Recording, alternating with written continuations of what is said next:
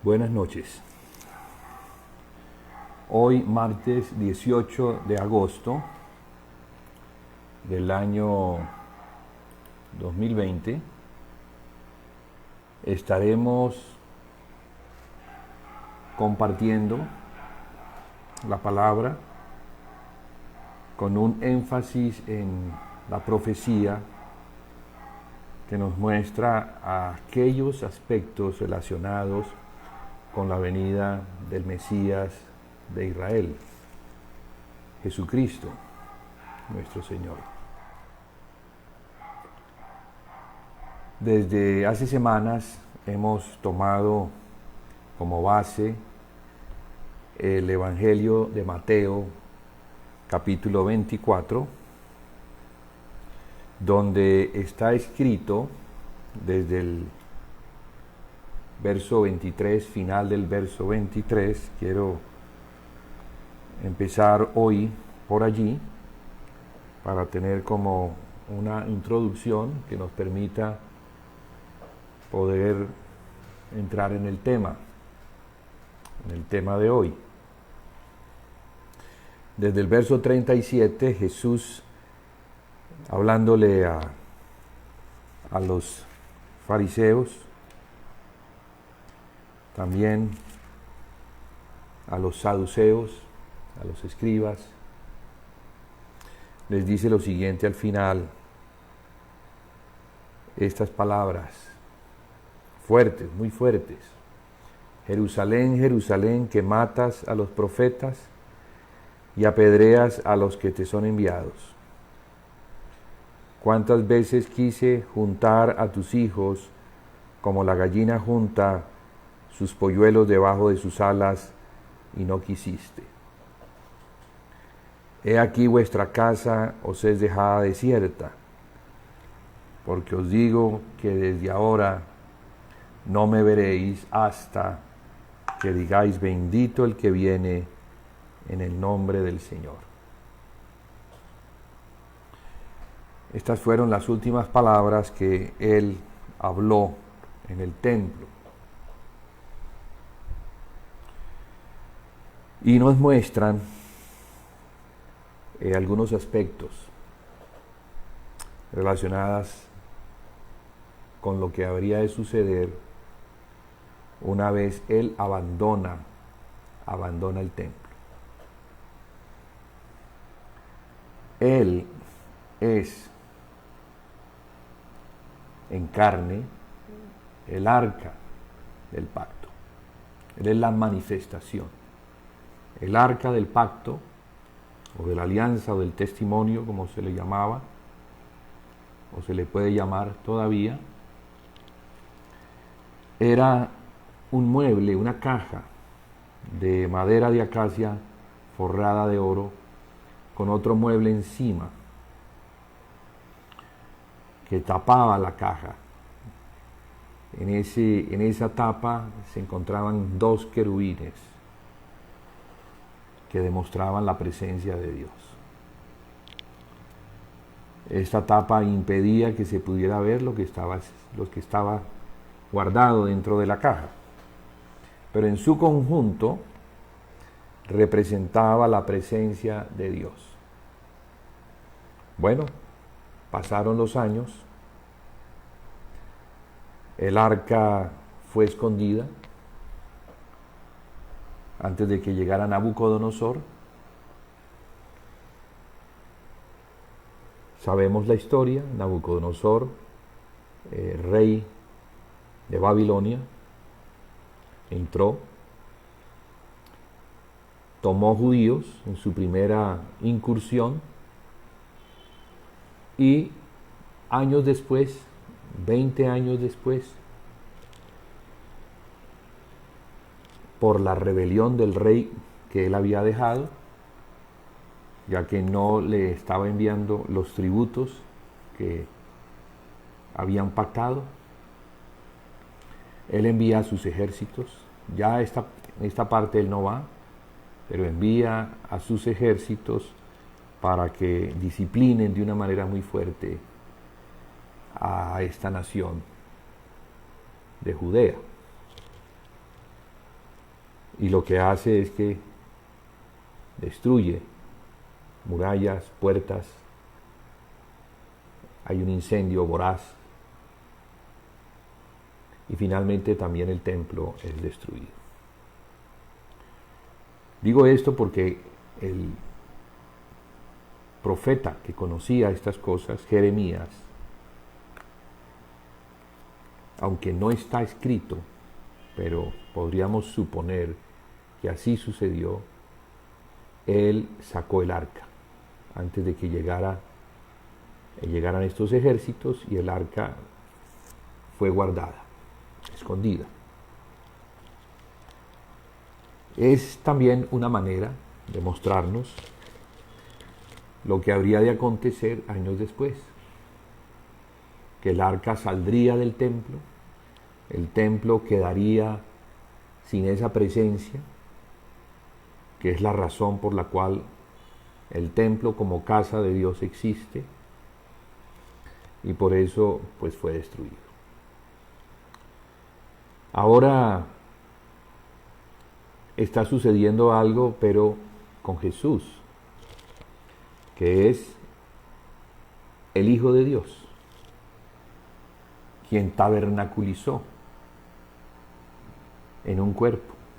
Dios mismo tabernaculizó en un cuerpo y vino a presentarse delante de su pueblo. Dios en Cristo vino a presentarse al pueblo. Sin embargo, ellos no le recibieron. Es más, conspiraron contra él y le crucificaron. No directamente, pero usaron al gobernador Poncio Pilato, encargado de Roma para gobernar esta provincia de Judea, y así la vida del Señor Jesús, el Mesías de Israel, le fue arrancada. Y esto que él está diciendo está sucediendo casi que en el tiempo en el que lo iban a tomar. Porque os digo que desde ahora no me veréis hasta que digáis: bendito el que viene en el nombre del Señor. Entonces él sale del templo. Cuando él está saliendo del templo, sus discípulos le hacen ver los edificios, diciendo así: cuando Jesús salió del templo y se iba, se acercaron sus discípulos para mostrarle los edificios del templo. Respondiendo, él les dijo: ¿veis todo esto? De cierto os digo que no quedará aquí piedra sobre piedra que no sea derribada. Entonces, este ha sido como la base sobre la cual hemos estado hablando sobre la venida del Señor Jesús, sobre la futura venida del Señor Jesús, en virtud a lo que él dice aquí: porque os digo que desde ahora no me veréis hasta que digáis: bendito el que viene en el nombre del Señor. Bueno, claramente nos está diciendo que él va a regresar, que él se va a ir, pero va a regresar. Pero va a regresar cuando ellos puedan decir: bendito el que viene en el nombre del Señor. La semana pasada estuvimos hablando sobre este capítulo, pero poniendo el énfasis en el verso 4 del capítulo 24, verso 4, que es la respuesta o la forma como el Señor comienza a responder las preguntas que le hacen sus discípulos. Verso 3 dice: y estando él sentado en el monte de los olivos, los discípulos se le acercaron aparte diciendo: dinos cuándo serán estas cosas ¿Y qué señal habrá de tu venida y del fin del siglo? Entonces son tres preguntas que están relacionadas con lo que ellos le oyeron decir. Entonces repito, ¿qué le oyeron decir? Que él se iba, pero regresaría. Por eso le preguntan, ¿qué señal habrá de tu venida y del fin del siglo? Pero también, ¿cuándo serán estas cosas relacionadas con no quedará piedra sobre piedra que no sea derribada? A lo que Jesús comienza respondiendo, mirad que nadie os engañe, porque vendrán muchos en mi nombre diciendo, yo soy el Cristo, y a muchos engañarán. Entonces la semana pasada el énfasis fue sobre esta palabra, mirad que nadie os engañe. Porque ciertamente el Señor viene, el Señor regresa, el Señor ya vino. Nosotros que hemos creído en Él, tenemos la certeza de que Él vino, de que Él murió, resucitó, ascendió a los cielos, fue glorificado, está sentado a la diestra del Padre y está esperando ser enviado de vuelta. ¿Pero cuándo? Cuando el pueblo de Israel, en su conjunto, está compuesto de 12 tribus, no de 2 como se encontraban en la primera venida de Jesús, porque las otras tribus que se encontraban en el norte, después de la división causada por la apostasía de Salomón, esas tribus fueron tomadas por los asirios y fueron llevadas a las naciones y esparcidas en las naciones, no regresaron. De modo que esos israelitas quedaron para no regresar, por lo menos después de muchísimos años. Sin embargo, los judíos también fueron tomados por Nabucodonosor, fueron llevados a Babilonia y después de cumplirse el tiempo asignado por Dios, 70 años, ellos en un remanente, una minoría, regresaron. Regresaron a la tierra de Judea, algunos llegaron a Jerusalén, pues de allí eran la mayoría, y reedificaron el templo, conocido como el templo de Zorobabel, porque era Zorobabel el gobernador de Judea en ese tiempo, quien junto con Josué, sumo sacerdote, se empeñaron en la reedificación de ese templo. Estamos hablando de unos 500 años antes de la venida de Jesús. Bien, cuando Jesús viene, ese templo está en pie. Entonces, Él está hablando de una segunda destrucción, Jesús, aquí, o quizás de una tercera, es lo que vamos a ver. Es lo que vamos a tratar de descubrir, por lo menos tener un acercamiento a la profecía, una aproximación que nos permita por lo menos inquietarnos a fin de que estemos muy atentos a lo que pueda estar sucediendo hoy en día, allá en esa tierra, que es la tierra del Mesías, la tierra gloriosa, la que el Señor con brazo fuerte, sacándolos de Egipto, y en cumplimiento a su palabra dada a los patriarcas, les dio. Bueno, no vamos a entrar en ese tema de cómo fueron llevados, sino cómo es que se va a dar cumplimiento a lo que el Señor Jesús aquí en Mateo 24 muestra como respuesta a estas preguntas. Sí, dinos cuándo serán estas cosas. Estas cosas. ¿Será que para nosotros que somos los discípulos del Señor, después de 2000 años de haberse hecho esta pregunta, no nos haríamos también las mismas preguntas? ¿No estaríamos interesados en conocer? Porque fíjese que Él no ha regresado.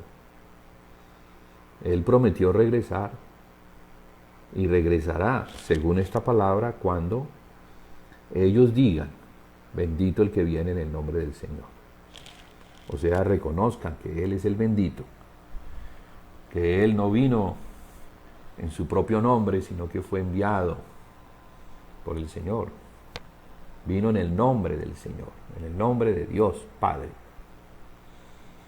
Y estamos entonces en este tiempo muy atentos, apercibidos, mirando las cosas que están sucediendo.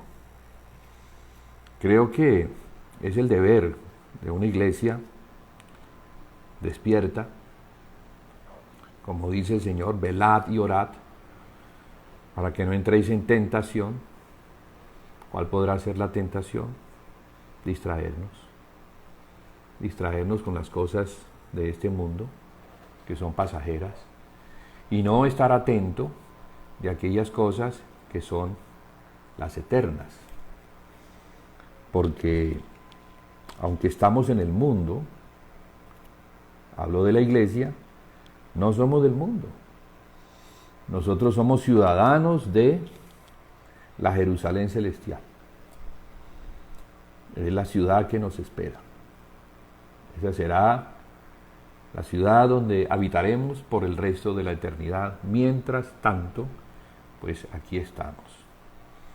Aquí estamos esperando la venida de nuestro Señor y la redención de nuestros cuerpos. Sí, hermanos, porque estamos en un cuerpo de carne. Y este cuerpo de carne sufre como resultado del pecado. Y sufre dolores, se enferma y muere. No tiene este cuerpo, no tiene la capacidad, como si ahora la tiene nuestro espíritu regenerado, de vivir en la comunión eterna con el Hijo y con la redención. Y será cuando el Señor Jesucristo venga en su venida gloriosa, cuando nos recoja, ya bien sea que hayamos partido antes de su venida, que hayamos dormido en Cristo, pues dice que los muertos en Cristo resucitarán primero, y los que se encuentren vivos, y eso podría ser para nosotros que ya estamos muy cerca de su venida, podríamos estar vivos en su venida. Entonces los que se encuentren en ese estado, ellos serán juntamente con los que resucitan arrebatados para recibir al Señor en el aire. Con esto valga la pena, a modo de paréntesis, la iglesia no será arrebatada antes de que el Señor venga y resucite los que han muerto en Él. Entonces, lo primero que se debe dar es la resurrección de aquellos que murieron en Cristo, y enseguida, podría yo decir que casi que al tiempo, los que se encuentren vivos, después de pasar la prueba que viene sobre el mundo entero para probar a los que habitan sobre la tierra, también llamada la gran tribulación, ellos entonces serán juntamente con los que resucitan arrebatados. Entonces el arrebatamiento o rapto no es solamente de los vivos, es una operación del Espíritu que obra para tomar al pueblo del Señor y llevarlo a recibir al Señor en el aire. Porque ese regreso o parusia, como se le llama, es similar a cuando los generales romanos entraban victoriosos a la ciudad. Cuando ellos venían después de una campaña, llevando en una procesión muy larga a sus ejércitos, pero en medio de ese general y los ejércitos se encontraban los prisioneros, los que habían sido derrotados, como botín y también como la gloria que obtenía este general, este guerrero que había conquistado un pueblo, añadiéndole a los romanos, añadiéndole más tierras para su gloria y su riqueza. Entonces, antes de entrar a la ciudad,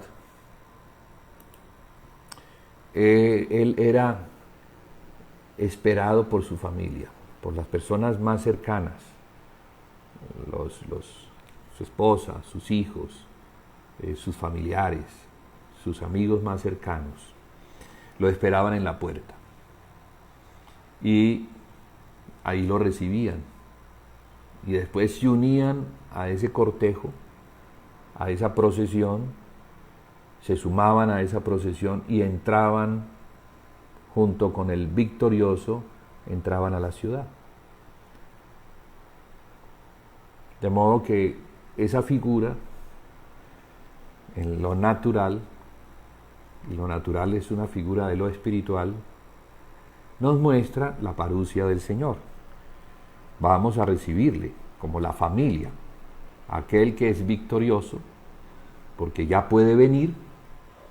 ¿Y puede venir por qué?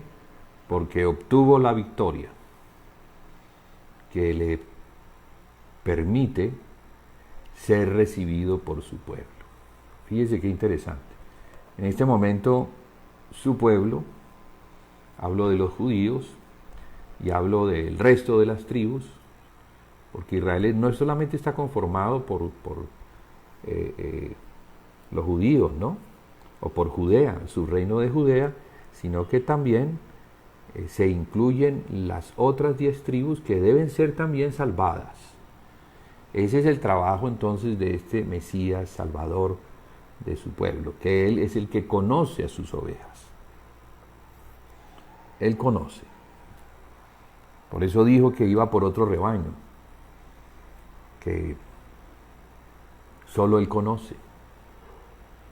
Y ese rebaño conocen a su pastor. Mis ovejas conocen mi voz y me siguen. De modo que por medio del Evangelio, a lo largo de estos 2000 años, Él ha venido recogiendo a sus ovejas. Aquellos que se encuentran, aquellos que tienen sus nombres escritos en el libro de la vida del Cordero, que fue inmolado desde la fundación del mundo. O sea que desde la fundación del mundo, ya el Hijo de Dios se había ofrecido en propiciación para ser el Salvador de un pueblo. Y ese pueblo, en la presencia de Dios, o sea, en el conocimiento anticipado de Dios, ese pueblo es conocido por nombre. Y sus nombres entonces se encuentran escritos en estos libros. Uno de esos libros es el libro de la vida del Cordero. Entonces, aquellos que somos de Él, aquellos que ahora somos su rebaño, sus ovejas, no lo somos porque sí, sino porque desde antes incluso de que el hombre fuera, ya sus nombres, nuestros nombres eran conocidos por Dios y por el Cordero. Entonces, gracias a Dios que todo está en sus manos. Hay un perfecto conocimiento y control de todas las cosas. Nada se escapa. Él sabe cómo es. Y entonces ha dispuesto tener una familia, pero además salvar a esa familia. Por eso entonces comento sobre la venida del Señor Jesús y cómo su pueblo, los que le han creído, los que han creído en Él desde el principio, desde la fundación del mundo, y que han muerto teniendo la fe en Él, aquellos que han muerto como Abraham y que pusieron su confianza en ese Salvador, ellos serán resucitados en el momento en que el Señor venga a establecer su reino, a entrar victorioso con su trono de gloria, siendo recibido por todas las naciones. Entonces imaginémonos el cuadro, y es de verdad un cuadro glorioso. Bueno, pero habrían de acontecer muchas cosas antes de que esto se diera. Jesús sigue respondiendo la pregunta, la cual se inicia con: mirad que nadie os engañe. Los que quieran saber un poquito más sobre este primer verso, en el compartir de la semana pasada hicimos mucho énfasis. ¿A fin de qué? Bueno, de que el pueblo del Señor entienda que aunque Él viene, y debe saber que Él viene, Él debe prepararse para su venida. Debe estar preparado, listo, atento. No vaya a ser que venga como viene un ladrón en la noche. Porque Él dice que el Hijo del Hombre vendrá como ladrón en la noche para algunos. No para todos, pero para algunos sí. Como ladrón en la noche. O sea, el ladrón no llega en el día, sino que llega cuando sabe que están dormidos. Entonces entra y roba todo lo que puede llevarse. Es una manera de decir, ¿no?, que no debemos estar dormidos, sino que debemos estar velando, o sea, atentos. Y no está hablando del sueño natural, está hablando de nuestro estado, porque podemos estar despiertos naturalmente hablando, pero estar dormidos espiritualmente hablando, o sea, en un estado de ignorancia total acerca de todas estas cosas. Por eso es que hemos considerado que, sabiendo que el día del Señor se acerca, entrarle a estos temas de la profecía. Entonces, la profecía no solamente nos enseña las cosas que fueron, sino las cosas que habrán de acontecer, pero también nos ubica en el tiempo actual y nos muestra lo que debemos hacer a fin de prepararnos. Entonces la profecía corrige, la profecía exhorta, la profecía anima, consuela. En otras palabras, edifica nuestra alma y la fortalece y le da el ánimo necesario para perseverar. Firmes en el Señor, anhelando su venida.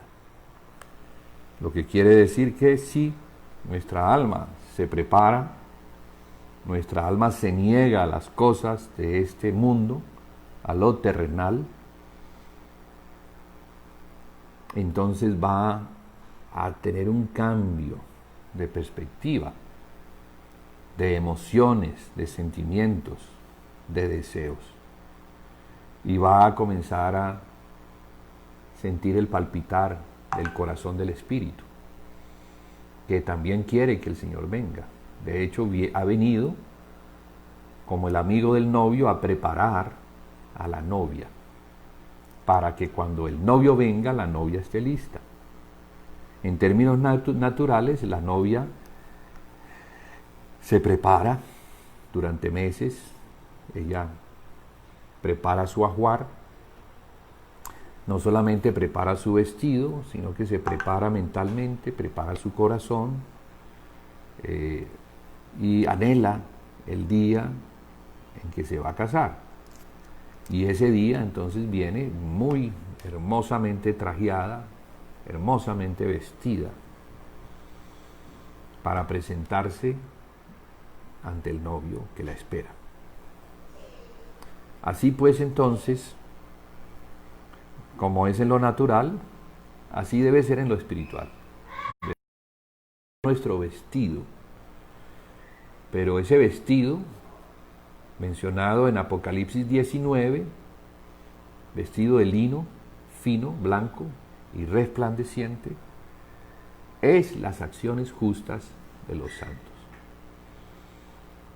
Y como está escrito allí, ya al final, gocémonos y alegrémonos porque a la esposa se le ha concedido que se vista de este traje, que es de lino fino, blanco y resplandeciente, o sea, sin mancha y sin arruga. Sería muy feo una novia que entrara a su boda y todo el mundo está pendiente, porque ella es prácticamente el centro de ese día, de ese momento, y entrara con un vestido manchado y arrugado. No, eso sería horrible. Entonces, hay muchas cosas que el Señor nos las muestra en lo natural, y se dan en lo natural como reflejo de lo espiritual. Entonces, hermanos, a prepararnos como la novia que tiene un compromiso con un novio que se fue, pero no se fue para abandonar la novia, sino a preparar el lugar. En la costumbre judaica, cuando el novio tomaba esposa y hacía un compromiso, prácticamente ese compromiso era como si ya esa mujer no era de nadie más. Y él también no iba a buscar a nadie más. Era como si ya se hubiesen casado. Era un compromiso que no se podía romper. Pero entonces, después de que habían hecho ese compromiso, el novio iba a preparar la casa. Ya él sabía que iba a tener familia, entonces iba y, bueno, con los recursos que seguramente había recibido de la herencia de su padre, compraba una casa o construía una casa. ¿Para qué? Para que su esposa viviera en esa casa y pudieran tener familia. Asimismo, entonces, el Señor está preparándonos un lugar espléndido. Imagínense cómo será eso. Si los hombres hacen cosas espléndidas en lo natural, ¿cómo será la casa que Él está preparando para su esposa? Y no es una casa temporal. No, es una casa, así como se dice que los novios cuando se casan hasta que la muerte los separe. O sea que ellos no se van a divorciar. No. Pero este novio no muere. Y esta novia tampoco muere. Porque Él ha resucitado y tiene un cuerpo de gloria, y la novia también va a resucitar. Y de la misma manera que el novio tuvo un cuerpo de gloria, la novia tendrá un cuerpo de gloria para nunca más morir. Entonces la casa de ellos será una morada eterna, eterna y maravillosa. Bien, entonces vamos a mirar un puntico, que es lo que quería compartir hoy, sobre una observación que hace Jesús en este capítulo. Y podemos decir, desde el verso 14 quisiera leer para ahora sí centrarme en esta parte de la profecía, que es pues la respuesta que el Señor Jesucristo les está dando a ellos sobre cuándo serán estas cosas, qué señal habrá de tu venida y del fin del siglo. El verso 14 dice: y será predicado este evangelio del reino en todo el mundo, para testimonio a la... y entonces vendrá el fin. Recuerde que le preguntaron qué señal habrá de tu venida y del fin del siglo. Y del fin, esa palabra y del fin. Bueno, la predicación del evangelio del reino en todo el mundo, para testimonio a todas las naciones, es una señal del fin. Y entonces vendrá el fin. Ay, hermano, pero esto se viene predicando desde hace 2000 años. Sí, se viene predicando desde hace 2000 años, pero hace falta que una nación muy especial entre también, que esas ovejas que el Señor tiene en su rebaño también entren a la casa. Y estoy hablando de Israel como nación, como nación. ¿No ve qué dice? Este evangelio del reino en todo el mundo, habla del globo entero, para testimonio a todas las naciones, no importa si son gentiles. Ya a las naciones gentiles se les ha predicado el evangelio prácticamente a todas las naciones gentiles. Hoy en día todas las naciones que existen ya se han definido, o creen en Jesucristo o no creen en Jesucristo. Ya están definidas. Por ejemplo, Colombia. ¿Colombia qué será? ¿Una nación que cree en Jesucristo o no cree en Jesucristo? No estoy hablando de todos los habitantes, estoy hablando de la nación, que en sus símbolos, como el escudo, como la bandera, como su himno, nos demuestran que sí creen que Jesucristo es el Redentor. Colombia es una nación de Cristo y será para Cristo. Aunque en Colombia haya musulmanes, haya judíos, haya ateos y todo lo que quiera, pero estamos hablando del territorio, estamos hablando de la nación. Una nación se define por un territorio, por unos linderos, por una soberanía, por unos derechos, por una constitución y por unos ciudadanos. Unos ciudadanos. Entonces, les guste a unos o no les guste, a los que no crean en Cristo como ciudadanos de Colombia, Colombia es una nación que cree en Jesucristo, en su mayoría, ¿no? En su mayoría. De esa misma manera podemos decir que Irán, aunque en Irán hay cristianos, aunque en Irán hay judíos, árabes,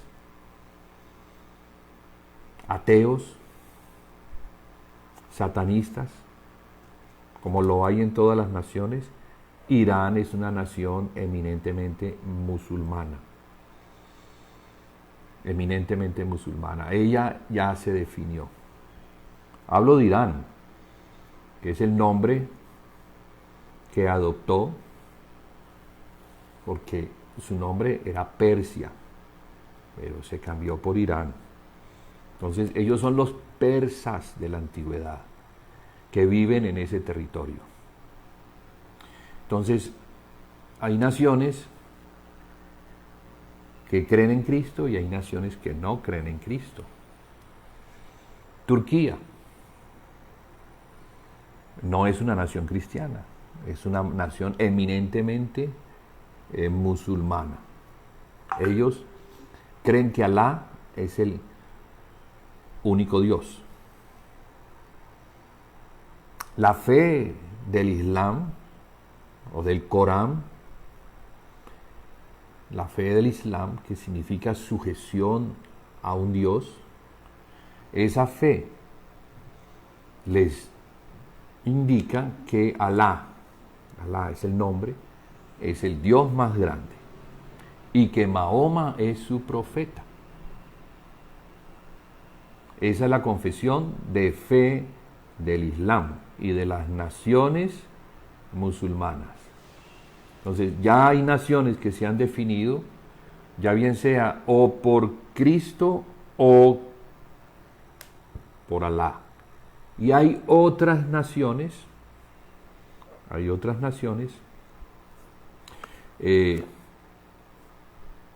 que tienen sus creencias o fuera del cristianismo o fuera del Islam. Pero las naciones que nos interesan, porque hacen parte como de los linderos de las tierras bíblicas, de esas naciones vecinas a la tierra de Israel, porque en sus descendencias vienen desde el tiempo de Abraham, de esas naciones es que nos vamos a ocupar, ¿sí? Si nos alcanza el tiempo en esta charla. Entonces fíjese que esto de predicar el evangelio del reino, ¿de cuál reino será? No será el reino de este mundo, ¿no? Es el reino de Dios, que tiene un rey, que se llama Jesús el Cristo.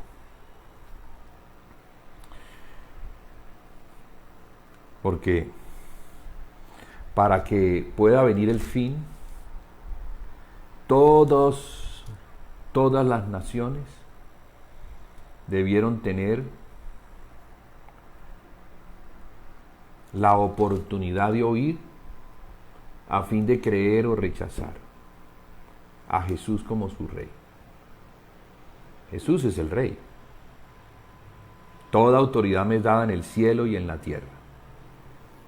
Es lo que él dijo, y eso es así. Y estamos hablando de, no solo de él como el Hijo de Dios, sino él como el Hijo del hombre. El Hijo del hombre. Porque como Hijo de Dios, bueno, es el heredero de toda la creación. Pero como Hijo del hombre, a él se le han entregado las naciones. ¿Por qué? Porque como hombre murió por todos los hombres. Él es el Salvador de todos los hombres. Él no solo murió por judíos, sino que murió también por todos los hombres. Incluyó en la cruz a todos. Por eso está escrito en el Evangelio de Juan, capítulo 3. Está escrito que tanto amó Dios al mundo que entregó a su unigénito Hijo para que todo aquel que en él creyera no se perdiera, mas tenga la vida eterna. Entonces Dios ofreció a su unigénito, ¿verdad? Y ese unigénito vino a ser también el Hijo del hombre, pero de un hombre especial, No hay nadie como Él, porque es enteramente Dios y enteramente hombre. Nosotros somos hombres que participamos por el Espíritu, participamos de la naturaleza de Dios, pero no somos Dios. Jesús sí es Dios. Jesús es Dios. Hijo del Padre, pero Dios como el Padre, de la misma naturaleza que su Padre. Y damos gracias a Dios por esa esa gracia, ese amor tan grande que nos salvó. Si no fuera así, si este hombre, que es Dios, no se hubiera ofrecido, pues la humanidad estaría perdida por el pecado. Entonces Jesús abrió la puerta para que todas las naciones, por eso él mismo, al despedirse de sus discípulos, y podríamos decir que esto es como el testamento, el legado de Jesús, les dice que por cuanto toda autoridad le ha sido dada en el cielo y en la tierra, como hombre, en el cielo y en la tierra, Él los envía como ovejas en medio de lobos. ¿A dónde? A las naciones. Los envía a las naciones, ¿para qué? Para que hagan discípulos. ¿Sí? No hacer discípulos de las naciones, sino de entre las naciones hacer discípulos. Entonces es importante que entendamos que una cosa es la iglesia, otra cosa son los gentiles y otra cosa es Israel. ¿Quiénes son los gentiles? Las naciones que no son Israel. ¿Y quién es Israel? Una nación que tiene un territorio, a la cual el Señor le dio un territorio. Vivimos en la tierra, ¿sí? No vivimos en el cielo. Vivimos en la tierra y vivimos en territorios que son naciones. Y aunque vivimos en esas naciones como hijos de Dios, con el Espíritu somos la iglesia. Y como la iglesia tenemos un trabajo pastoral hacia las naciones. Somos sacerdotes, por así decirlo, sacerdotes que median entre Dios y las naciones. Así como Jesucristo hombre es el mediador entre Dios y los hombres, y lo es para nosotros como hombres. Cuando hablo de hombres, hablo del género, porque incluye la mujer. Entonces la iglesia se conecta a Dios por medio de Cristo la cabeza. Cristo la cabeza y el Hijo de Dios está íntimamente unido al Padre por el Espíritu. Asimismo nosotros estamos, al estar íntimamente unidos al Hijo por el Espíritu, también estamos unidos al Padre. Somos uno en el Padre y en el Hijo y entre nosotros, como iglesia. Pero las naciones no, porque las naciones no tienen el Espíritu. Sin embargo, Dios tiene promesa para las naciones, porque el reino de Jesús será un reino sobre las naciones. No será un reino sobre la iglesia, sino que será sobre las naciones. Y así como todo rey tiene su consorte que le acompaña, que es la reina, en este caso la iglesia, su esposa, él va a reinar juntamente con su esposa sobre las naciones, que es lo que está escrito en Apocalipsis capítulo 20. Vamos a mirarlo como parte de este entender por qué debe ser diferente, por qué debemos hacer diferencia entre la iglesia, los gentiles e Israel. La falta de comprensión en eso nos va a enredar las escrituras, no las vamos a poder comprender. Entonces, dice el verso 4 del capítulo 20 de Apocalipsis: y vi tronos y se sentaron que recibieron facultad de juzgar.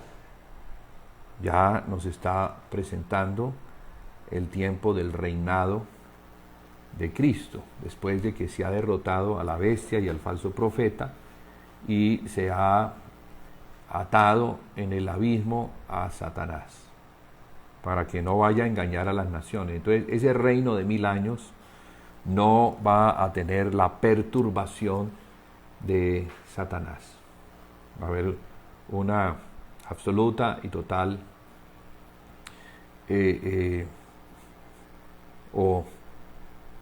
libertad, va a haber una absoluta y total libertad de la intromisión de Satanás, que ha sido siempre el que engaña a las naciones y las lleva en su engaño contra Cristo, que es el Rey sobre todo.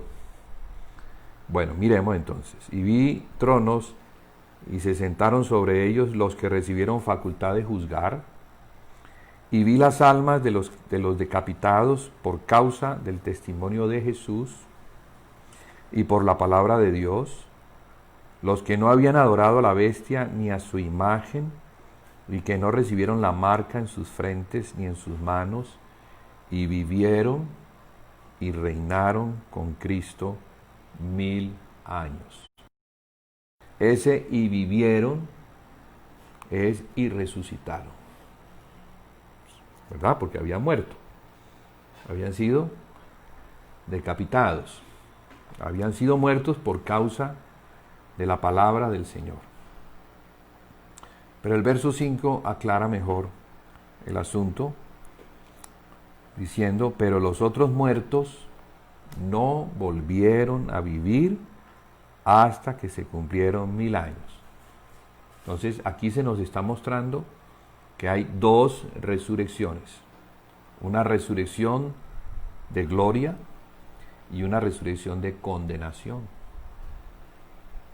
porque no todos son de Cristo. Entonces, ¿quiénes son los que resucitan en esta primera resurrección? Los que son de Cristo en su venida. Y los que sean de Cristo en su venida, pero que no hayan muerto, ellos juntamente con los que resucitan van a ser arrebatados en el aire para recibir al Señor, que viene a reinar, a establecer su reino, porque ya ha conquistado a todos los enemigos, en este caso la bestia, el falso profeta y Satanás. Entonces, por eso en el capítulo 19, previo al 20, que ya estamos mirando lo que acontecerá después de la victoria del Señor Jesús, estamos mirando cómo es que es la derrota, o sea, contra quién Él va a pelear y cómo los va a vencer. Entonces, la bestia, el falso profeta, pues tiene también un reino que le sigue. Son los que se han puesto la marca de la bestia, los que le adoran, los que creen en la bestia, los que creen en Satanás, los que no creen en Cristo, los que son del anticristo, del reino del anticristo. Entonces va a haber una confrontación entre el reino de Cristo y el reino del anticristo. ¿Y quiénes van a defender lo de Cristo? El remanente. Va a haber un remanente, unos testigos que estarán firmemente, parados firmes delante del Dios de la tierra, para dar testimonio en ese tiempo, 1260 días. Y ellos son los que van desde ese lugar que es Jerusalén, donde la bestia tiene su trono, porque ha establecido su trono en ese sitio, pero desde allí ellos van a estar predicando el Evangelio del Reino, principalmente a esta nación de los descendientes, que es de los descendientes de Israel. ¿Sí? Israelitas, que viven en ese lugar y que necesitan saber que su Mesías, su Rey, su Salvador, Es Jesús. Es Jesús al que traspasaron, aquel a quien negaron, a quien no han querido recibir. Después de 2000 años se mantienen resistentes y niegan de una y de otra forma a Jesús como el Mesías. Pero sabemos pues que Jesús es el Mesías, es el Mesías. Jesús es el ungido, legítimo heredero de David, el legítimo heredero de David, y con el derecho a sentarse en el trono de su Padre. Yo quiero ver eso, y sé que lo voy a ver. Y espero que también ustedes, hermanos, juntamente conmigo, lo podamos apreciar. Bueno, dice que los otros muertos no volvieron a vivir hasta que se cumplieron 1000 años. Esta es la primera resurrección. ¿Cuál? La que se mencionó al principio. La segunda es los otros muertos. Bienaventurado y santo el que tiene parte en la primera resurrección. La segunda muerte no tiene potestad sobre ellos, sino que serán sacerdotes de Dios y de Cristo y reinarán con Él 1000 años. Sí. Entonces, mire lo que nos muestran las Escrituras, que el Señor viene y viene a establecer su reino. Y va a reinar, no va a reinar solo, va a reinar con su esposa. De aquí está hablando. Bienaventurado el que tiene parte en la primera resurrección. Bienaventurado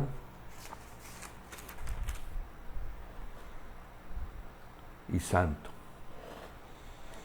Aquí santo, esta palabra santo siempre habla de apartado.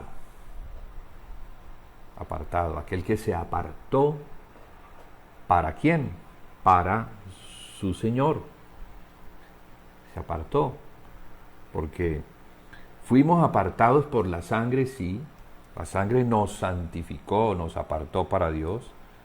Ahora somos hijos de Dios, somos la iglesia de Jesús, somos el pueblo santo,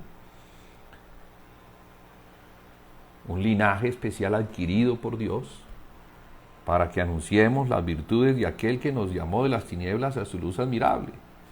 Entonces la razón de ser no solamente es que seamos la iglesia, sino que seamos el testimonio de Dios en la tierra, el candelero, la luz de Dios en la tierra. El Señor quiere tener un pueblo sacerdotal que anuncie, muestre a todas las naciones o en todo lugar donde se encuentre la iglesia que Dios es el creador de todo y que su Hijo Jesucristo es el Salvador de todos y que además de Salvador es el Rey de todos. Estamos esperando entonces su venida. ¿Sí? Entonces, el verso 15, volvemos aquí a Mateo 24, a donde quería llegar, para que a partir de allí entonces podamos tener un compartir sobre profecía. Por tanto, cuando veáis en el lugar santo la abominación desoladora de que habló el profeta Daniel, el que le entienda. Mire estas cosas como yo las estoy viendo, se las voy a compartir. No necesariamente usted tiene que creerlas, pero las comparto a ver si usted también pudiera llegar a verlas de esa manera. Y si no, no hay problema, no vamos a tener una discusión sobre esto, porque no pretendo convencerlo ni forzarle el brazo para que crea, y espero que usted tampoco, me fuerce el brazo para que crea. Todas estas cosas, hermanos, son, digo yo, por lo que el Señor nos da por gracia. Sí, revelación. Entonces, si algo de gracia hemos recibido, si algo de verdad el Señor nos ha dado, algo de revelación que nos permite ver, entonces lo que hemos recibido de gracia, también démoslo de gracia, compartámoslo, a fin de que, pues, los que aún no han visto puedan ver. Y al ver, también se puedan gozar juntamente con nosotros de lo que Dios nos está mostrando. Entonces, vamos a conectar verso 14 con verso 15. Y será predicado este evangelio del reino en todo el mundo para testimonio a todas las naciones, y entonces vendrá el fin. Esta es una palabra que habla del fin. Tenemos que verlo así, del fin. Aunque el evangelio se ha venido predicando a lo largo de estos 2000 años, desde el tiempo en que los apóstoles fueron enviados, comisionados, apostolados, que eso es lo que significa apóstol, alguien que es enviado como un mensajero que porta el mensaje del reino. Ese es el evangelio, el que tiene un mensaje acerca de un reino que no es el reino de este mundo, sino que es el reino de Dios, ¿sí? El cual viene, el cual se acercó en la persona de Jesús y al cual somos llamados por la fe para que entremos en ese reino. Muchos no lo creen, entonces, pues, ¿cuál es la consecuencia? Que las naciones siguen tal y cual. Las naciones siguen bajo la potestad del príncipe de este mundo, pero la iglesia está bajo la potestad de Cristo, quien es la cabeza de la iglesia y quien es el que tiene el que en el trono tiene autoridad sobre principados y potestades. Entonces la iglesia tiene una posición más elevada que todos. ¿Por qué? Porque se encuentra en Cristo. ¿Sí? Y Cristo está sobre principados y potestades, y los principados y las potestades están sobre los habitantes del mundo, que viven en las naciones, que tienen sus reyes. Bien, ellos así viven. Así es que ha quedado la disposición de ese reino terrenal. Pero hay un reino celestial, al cual el Señor nos insta a permanecer, a no dejarlo, porque permanecemos en ese reino por la fe, pero también por abandonar la fe. Entonces recuerda de dónde has caído, le dice el Señor al ángel de la iglesia de Éfeso. Recuerda de dónde has caído. Fíjese, alguien no cae de abajo para arriba, sino que se cae de una posición superior a una inferior.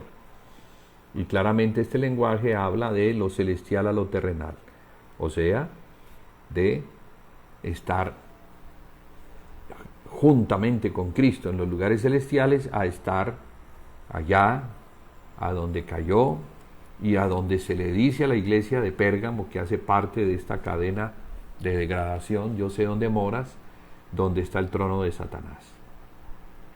Entonces, o estamos morando donde está el trono de Dios, en el Espíritu, en Cristo, o estamos morando en lo terrenal, donde está el trono de Satanás, que es el que reina sobre las naciones. Pues así tenemos, en ese orden, debemos entrarle a la profecía, ¿sí? Definiendo claramente lo espiritual, lo terrenal. Lo espiritual donde está Dios, lo terrenal donde están las naciones. Lo espiritual donde está Cristo, juntamente con su iglesia, si su iglesia se mantiene en esa posición, y lo terrenal, donde mora el trono de Satanás sobre las naciones. Recordemos que Satanás es el que engaña a las naciones. Satanás es el que venda los ojos de las gentes para que no les resplandezca la luz del Evangelio, para que no se conviertan a Cristo y vengan a ser parte de la iglesia. Entonces, digo esto, y será predicado este Evangelio del reino en todo el mundo, para testimonio a todas las naciones, y entonces vendrá el fin. Entonces vamos a situarnos en el tiempo del fin. El tiempo del fin, ¿cuál será? Apocalipsis 11 nos lo muestra.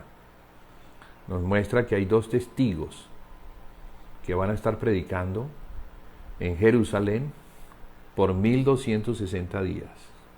Esos son 3 años y medio, o su equivalente en meses, 42 meses, que es el tiempo que se le concede a la bestia apocalíptica para que reine sobre todos.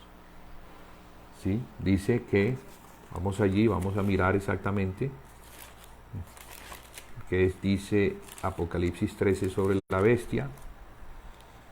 Dice que, y la bestia que vi era semejante a un leopardo, y sus pies como de oso, y su boca como boca de león, y el dragón le dio su poder y su trono y grande autoridad. El dragón, ¿quién es el dragón? Bueno, el dragón es la serpiente antigua, que es el diablo y Satanás. Es el diablo y Satanás. Eso dice Apocalipsis 12. ¿Sí? Dice así. Verso 9 del capítulo 12. Y fue lanzado fuera el gran dragón, la serpiente antigua, que se llama Diablo y Satanás. No Diablo o Satanás, porque no es que... No, Diablo y Satanás. Porque Diablo significa una cosa, Satanás significa otra cosa. O sea que esta serpiente antigua no solamente es la que se opone a Dios, sino la que engaña. Es opositor, pero también engaña. El cual engaña al mundo entero. Fue arrojado a la tierra y sus ángeles fueron arrojados con él. Ángeles. Entonces aquí es curioso, ¿no? Porque se dicen muchas cosas que nos permiten como comprender cómo es que es el asunto desde el principio. ¿Quién estaba en esa serpiente? ¿Quién estaba?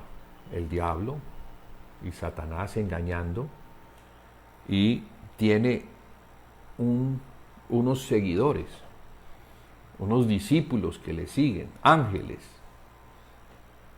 que son la tercera parte de los ángeles que fueron creados y que se rebelaron contra Dios. Entonces, de la bestia apocalíptica vemos que estábamos leyendo que el dragón le dio su poder y su trono y grande autoridad. Juan está viendo estas cosas como en presente. Las está viendo no como cosas que van a suceder, sino como si estuviese viendo las que estuvieran sucediendo. Por eso habla en verbo presente, pero nosotros debemos saber que son cosas que aún no han sucedido, van a suceder en el tiempo del fin. Entonces, ese tiempo del fin, porque es el fin de una era que va a terminar. Cuando termine esa era, arranca otra era, que es la del reinado glorioso de Jesucristo. Aquí termina la era del reinado del hombre, con el último de los reyes que se ha levantado sobre el mundo entero, es la bestia, ¿sí? De la cual se dice que se le permitirá hacer guerra contra los santos y los va a vencer. También se le va a dar autoridad sobre toda tribu, pueblo, lengua y nación.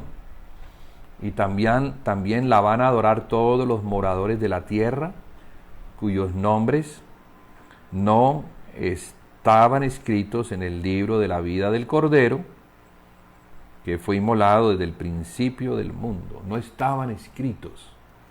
Entonces, fíjese que este va a ser como el tiempo en que se va a descubrir quién es quién. Quién sigue al Cordero y quién sigue a la bestia. ¿Cuál es el espíritu que en realidad está en ti y te guía? Porque si eres de Cristo, vas a seguir a Cristo y te vas a dar cuenta que Él es el pastor y tú eres oveja de Él y le vas a seguir. Mis ovejas oyen mi voz y me siguen. Entonces nosotros, por el Espíritu que nos ha sido dado, somos las ovejas de este pastor y vamos a ser no solamente guiados, sino guardados en el tiempo de la prueba que viene para probar al mundo entero. ¿Cierto?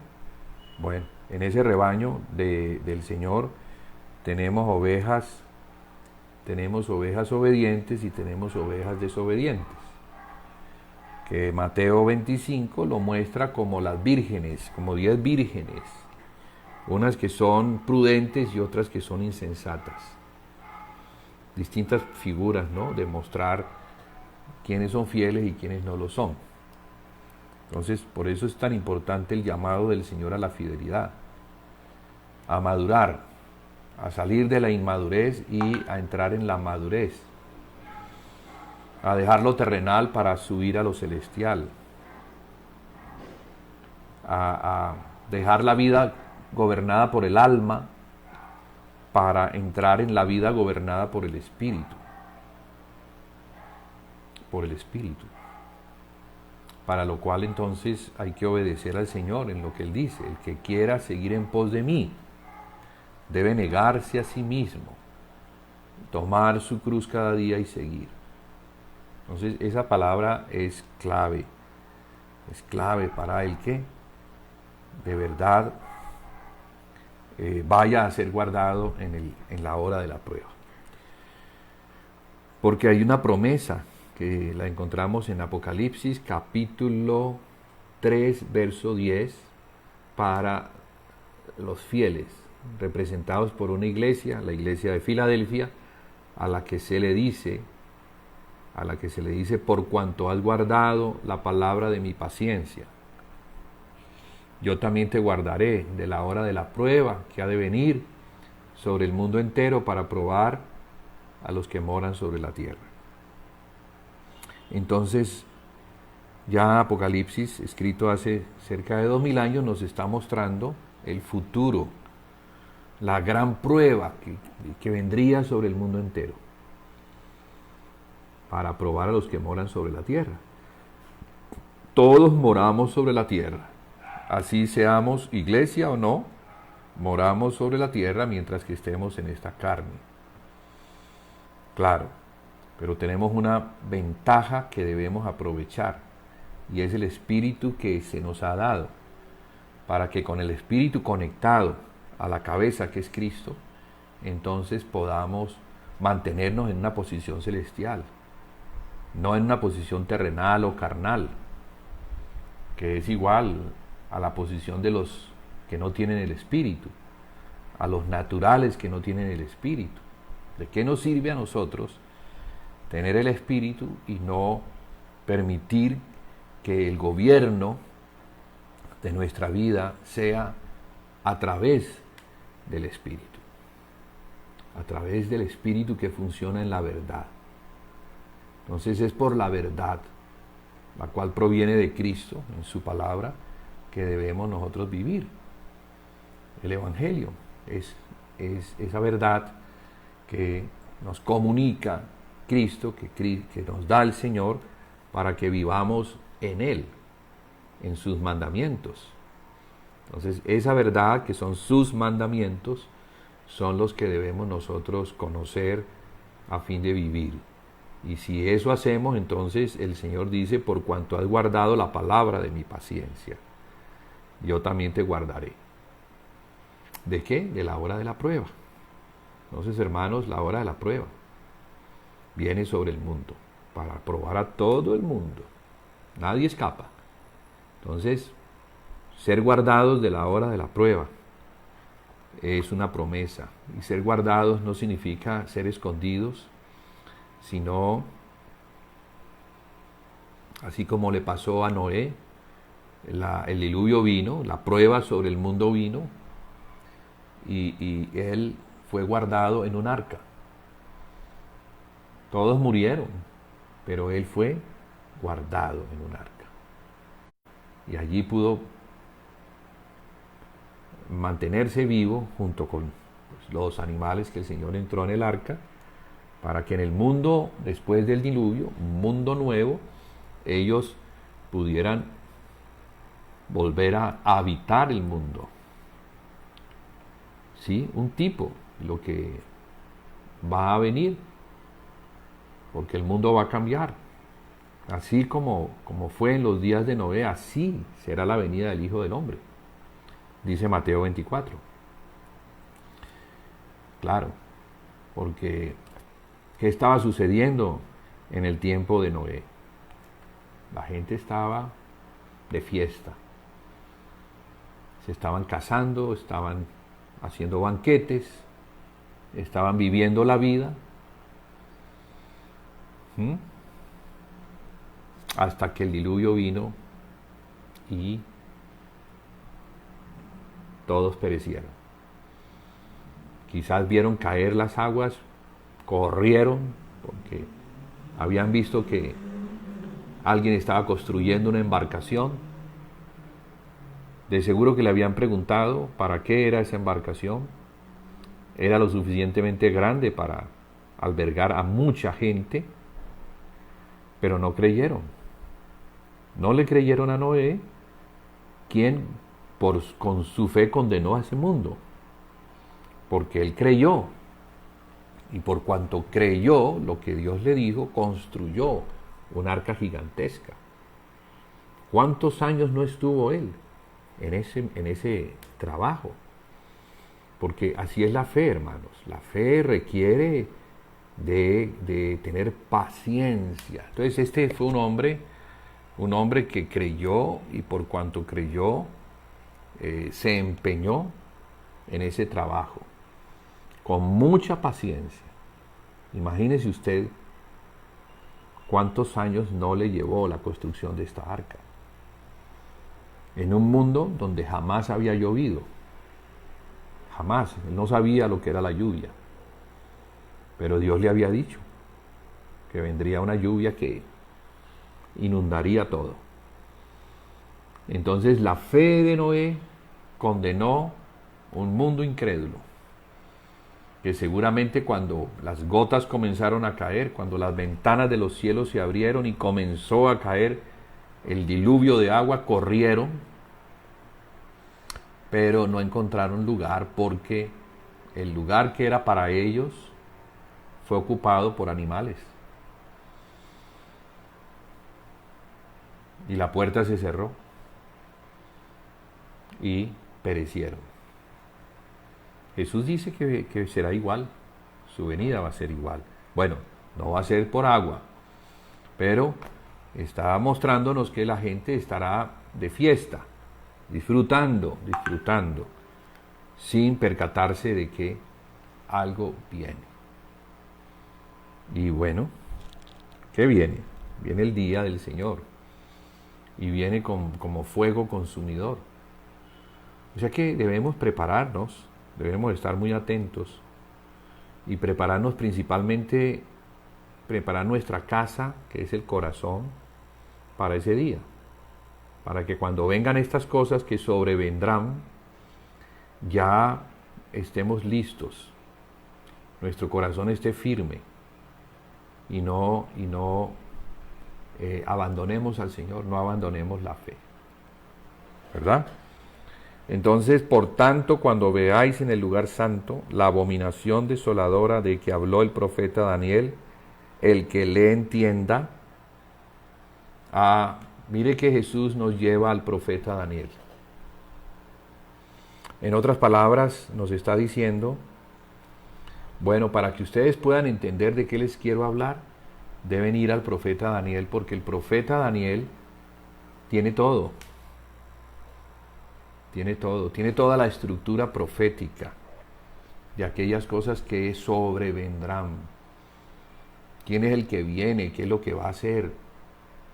¿Cómo te debes preparar? Entonces, vamos a estar en esto, ya 8:20, ya se nos fue el tiempo para entrarle en serio, pero por lo menos hoy dejamos una basecita para compartir la semana entrante a partir de allí. A partir de allí entonces vamos a ir al profeta Daniel y vamos a mirar en estos 12 capítulos que conforman el libro que fue escrito a lo largo de cerca de 70 años. Sí, ese libro no se escribió en una sentada, sino que fue el resultado de experiencias que Daniel experimentó, tuvo en Babilonia, y después de que Babilonia cayó en Persia. Bueno, ya digamos que en el reino de los persas que derrotaron a los babilonios. Y entonces así a lo largo de casi que desde el principio, porque la primera experiencia que él tuvo fue cuando llegó, y allí es donde arranca el primer capítulo, cuando llegaron a Babilonia y les iban a dar alimentos, y ellos dijeron que no iban a comer la comida del rey porque el Señor no les permitía esa clase de comida. De allí ya se está mostrando la integridad de estos hombres. No eran muchos, eran Daniel y 3 de sus amigos los que se mantuvieron fieles. Bueno, el capítulo 2 nos muestra el sueño de Nabucodonosor, que lo tiene a los 2 años de su reinado. O sea que, bueno, Daniel prácticamente comienza a tener una experiencia, la cual escribe, nos queda como legado, y se va hasta el final. Aquí vamos a mirar a Daniel.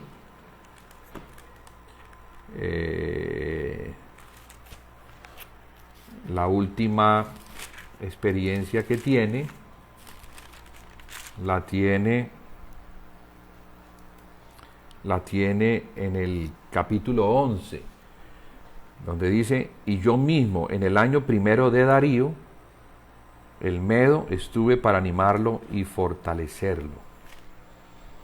En el año primero de Darío, el Medo. Esto es después de que Babilonia ha caído. El capítulo 10 dice: en el año de Ciro, rey de Persia. En el año tercero de Ciro, rey de Persia. Entonces, vamos a hacer un pasón, al principio de pronto general, y luego vamos a entrar en los detalles, las particularidades que nos van a permitir mirar estas cosas relacionadas con Israel, su salvación, y junto con Apocalipsis, el acompañamiento que los gentiles deben darle a esto, o la responsabilidad que los gentiles tenemos en esta salvación de la nación de Israel, o del pueblo de Israel, no de la nación, sino del pueblo de Israel que vive en un territorio. Entonces, hermanos, vamos a dejar allí por hoy. Damos gracias al Señor que nos permitió estar hoy delante de Él, principalmente delante de Él, y confiando en Él para que nos asista en la comunicación de su palabra, nos asista al darnos no solamente la palabra, sino al ayudarnos con su Santo Espíritu para que podamos entender la palabra. De eso se trata, hermanos. No solamente leerla, sino también entenderla, sabiendo que es para el tiempo del fin. Porque el Señor le dijo a Daniel, sella las palabras porque son para el tiempo del fin. Entonces, aunque Daniel fue el receptor de esta profecía o de este conjunto de elementos proféticos que nos dan una estructura profética, es para el tiempo del fin, o sea, para nosotros, creo yo. Yo creo que nosotros estamos en ese tiempo del fin.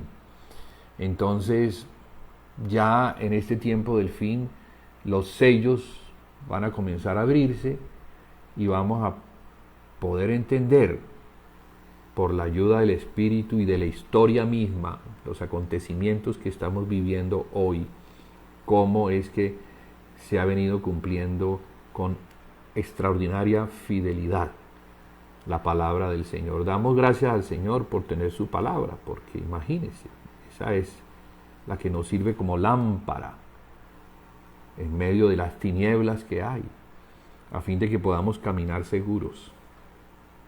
¿Sí? Ustedes creo que han caminado en la oscuridad en un bosque. ¿Se imagina caminar en un bosque sin tener una lámpara, sin tener una linterna? No, pues de muerte. Si tenemos que atravesar un charco y no tenemos luz, pues peor. Entonces la palabra profética es la palabra que nos ayuda como lámpara para que podamos ver en medio del mundo en el que vivimos, donde se dicen tantas cosas y donde hay tanto engaño, porque eso es lo que dice el Señor, mirad que nadie os engañe. Entonces estamos es para que nadie nos engañe, sino que sea el Señor mismo el que nos oriente por medio de su palabra, con la ayuda del Espíritu Santo. Entonces, hermanos, demos gracias al Señor por eso. Nos vemos, Dios mediante, la semana entrante, a partir de donde hemos quedado, verso 15. El verso 15, a partir de allí, si el Señor nos sigue asistiendo, seguiremos compartiendo, ya metiéndonos directamente con Daniel y con el Apocalipsis de Juan. Buenas noches, hermanos.